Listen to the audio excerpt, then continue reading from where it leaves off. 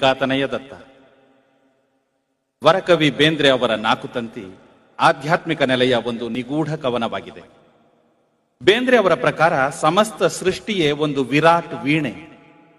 ಆ ವೀಣೆಯ 4 ತಂತಿಗಳೆಂದರೆ ನಾನು, ನೀನು, ಆನು, ತಾನು.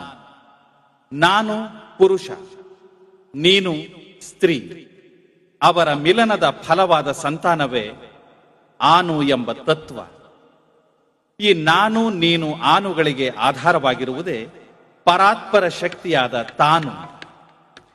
ವಿಶ್ವವೆಂಬ ವಿರಾಟ್ ವೀಣೆ ಈ 4 ತತ್ವದಿಂದ ವಿಕಸನಗೊಂಡಿದೆ ಎಂಬುದು ಬೇಂದ್ರೆ ಅವರ ಆಧ್ಯಾತ್ಮಿಕ ದರ್ಶನವಾಗಿದೆ.